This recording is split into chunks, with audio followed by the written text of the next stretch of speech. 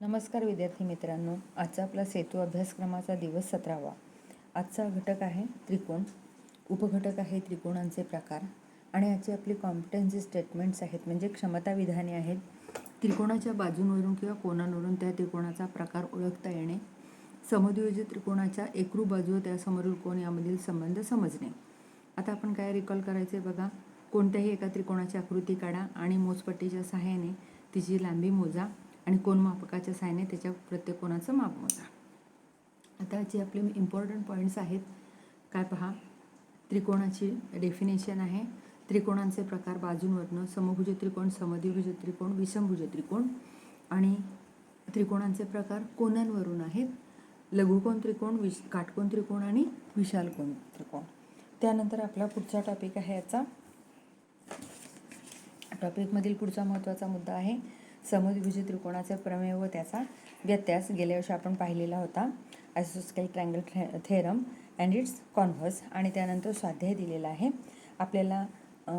Choose correct अल्टरनेटिव्हमध्ये 2 प्रश्न आहेत आणि आपल्याला दुसऱ्या प्रश्नामध्ये एक ॲक्टिव्हिटी दिलेली आहे आणि 2 प्रश्न आपल्याला सोडवायचे आहेत आणि तुम्हाला यासाठी एक खाली लिंक दिलेली आहे.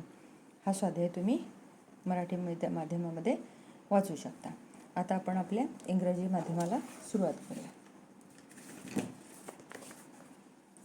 Day 17 standard 10th. Topic triangle.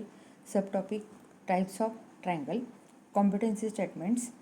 To know the type of triangle from its sides and angles and know relation between congruent sides and their opposite angles of आयसोस्केल triangle. Relation between sides and angles.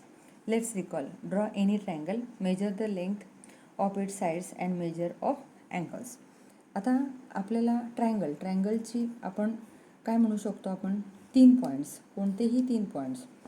Non collinear ट्रायंगलची definition आपण कशी लिहितो.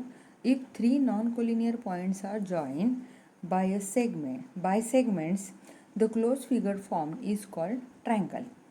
Triangle has 3 sides, 3 vertices and 3 angles. Means 3 non-collinear points. कोणतेही 3 नैकरेषीय बिंदू हे जोडले तर कोणती फिगर तयार होते. ट्रायंगल ही फिगर तयार होते. It has 3 vertices, 3 angles and 3 sides. Okay. Types of triangles with properties of their sides. First is equilateral triangle. When all sides of a triangle are of equal length, then it is called equilateral triangle. Or all sides are of equal length. तिन्ही बाजूंची, सर्व बाजूंची लांबी कशी असते, समान असते. In triangle ABC, AB equal to BC equal to AC. Therefore triangle ABC is an equilateral triangle. The measure of each angle of the equilateral triangle is how much, 180 divided, sum of all the angles is 180. 180 divided by 3 is equal to 60. Means all angles of major of 60. Every angle is measure of 60 degree. Then second definition, isosceles triangle. When any 2 sides of a triangle are of equal length, then it is called an isosceles triangle.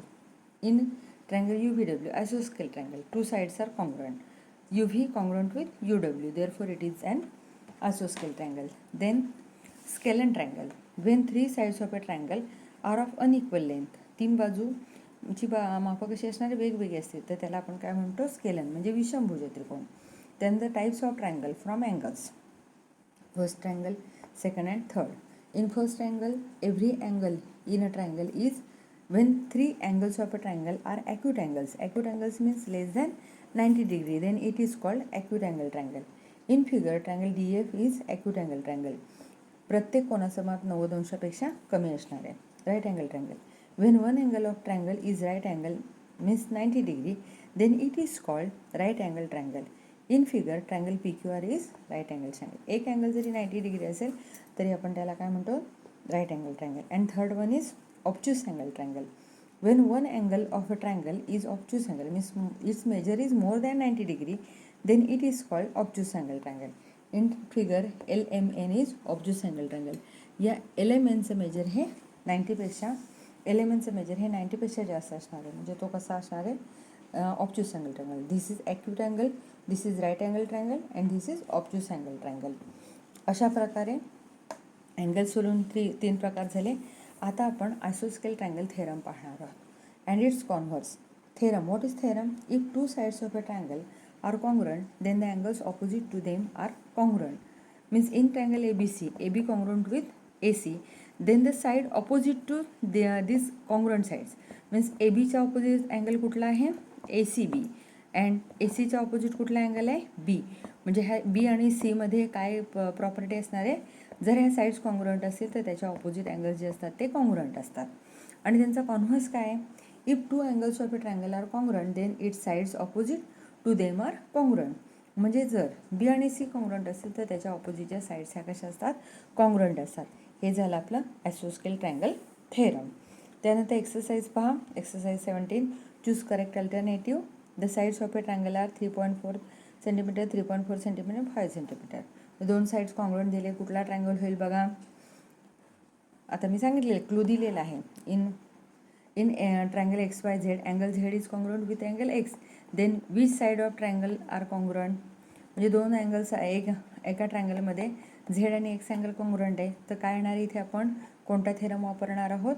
Angles congruent दिलेले आहेत तर side congruent असेल म्हणजे आयसोस्केल triangle थेरमचा converse वापरणार आहोत. Okay. त्यानंतर activity complete करायची आहे. Find value of angle x and angle Y. आता इथे पहा आपल्याला दिलेला आहे हा आयसोस्केल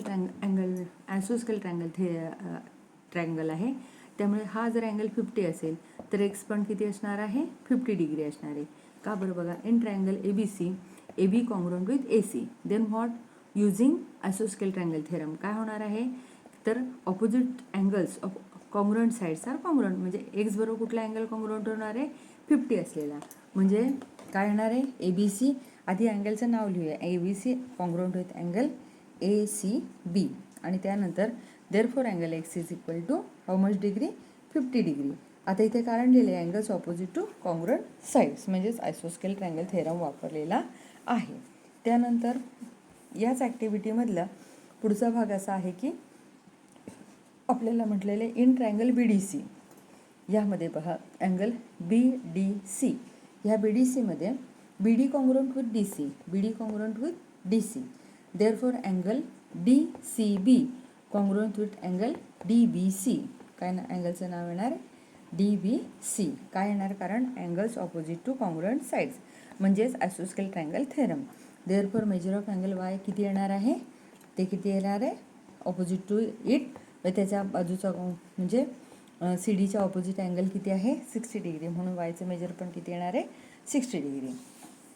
त्यानंतर थर्ड बघा. The measures of to angles of a triangle 30 आणि 45 म्हटले. Which type of angle it is? 30 आणि 45 म्हणजे ते कसे आहेत? 90पेक्षा कमी आहेत. म्हणजे हा कशा प्रकारचा ट्रायंगल झाला? ॲक्यूट अँगल ट्रायंगल झाला. बरोबर आहे? ॲक्यूट. तुम्हाला छोटंच उत्तर म्हणजे ते तुम्ही व्यवस्थितपणे उत्तर लिहायचं आहे. Perimeter of an equilateral triangle is 16.5 centimetre. Then find the length of side of triangle. आता बघा इक्विलॅटरल आहे. इक्विलॅटरल म्हणजे काय? त्याच्या तीनही साईड्स कॉन्ग्रुएंट झाल्या. बरोबर आहे. आता जर मी म्हटलं की ABC हा जर ट्रायंगल आहे तर AB plus BC plus AC म्हणजे त्या तिन्ही साईड्सच्या लेंथची बेरीज म्हणजे त्याची काय झाली? पेरिमीटर झाली. मग ती पेरिमीटर किती आहे? 6.5. जर आपण ती एक्स मानली, तिन्ही कॉन्ग्रुएंट आहेत कारण हा इक्विलॅटरल आहे. जर एक्स मानलं एका साईडचं मेजर लेंथ तर किती झाले?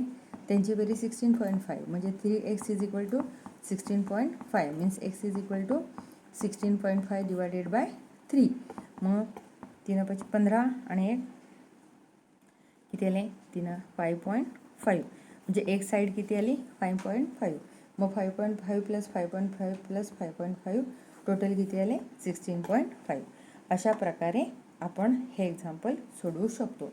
अशा प्रकारे हा एक्सरसाइज सोडवायचा आहे.